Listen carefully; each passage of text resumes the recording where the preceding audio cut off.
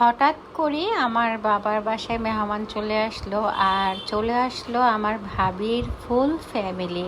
ভাবির যত বোন আছে, বোন প্লাস হচ্ছে বোনের হাজব্যান্ডরা চলে আসছে। আর এটা একটা গেট টুগেদারের মতো ছিল প্রোগ্রামটা।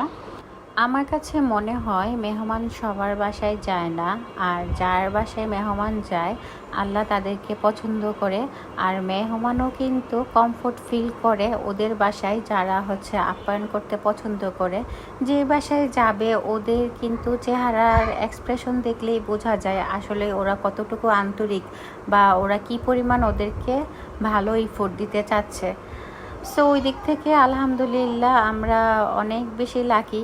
আমরা যেমন ফ্যামিলি ঠিক তেমনই ফ্যামিলি পেয়েছি আমার ভাবির ফ্যামিলিটাকে।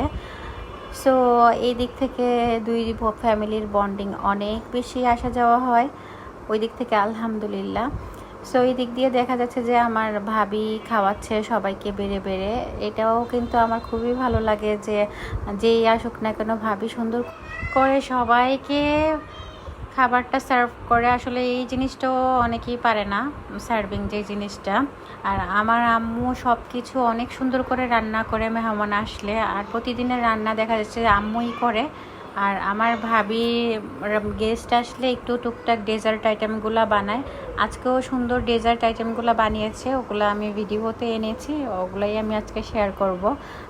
সো এখানে দেখা যাচ্ছে যে ভাবির বোন, বোনের জামাই ওরা খেতে বসছে, আর এদিক দিয়ে আমার ভাই বসছে, সবাই একসাথে। আর এদিক দিয়ে আমার ভাবির একমাত্র আদরের ছোট বোন, এটা সবার ছোট, ও বসে গিয়েছে ওর হাজব্যান্ডের সাথে। আর এদিক দিয়ে বাচ্চারাও খেলাধুলা করছিল। ডেজার্ট আইটেমের মধ্যে এখানে পুডিং ছিল। পুডিংটা দেখতে খুবই লোভনীয় ছিল। ওই পুডিংটা ভাবি নিজে বানিয়েছে, আর ওইটাই কেটে কেটে দিচ্ছে সবাইকে। অনেক বেশি পুডিংটা পারফেক্ট হয়েছে দেখেই বোঝা যাচ্ছে। আর সাথে এখানে ছিল 2 রকমের কেক। এখানে 2টা কেক ও নিজেই বানিয়েছে আলহামদুলিল্লাহ। এদিক থেকে অনেক বোন আছে। আর এদিক দিয়ে মিষ্টির আরও আইটেম ছিল, আর খাওয়া দাওয়ার আইটেম আম্মু নিজে করেছে। 7 থেকে 8টা আইটেম নিজে একাই করেছে।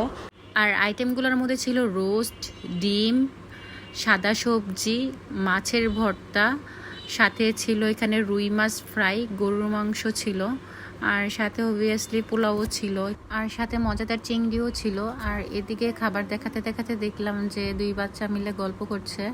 আর বাচ্চা কিন্তু বাচ্চা বেলে খুবই মিশে যায়, 2জন মিলে অনেক দুষ্টুমি করছিল এখানে। সো এই ছিল আমাদের বাসার দাওয়াতের আয়োজন। So thanks for watching.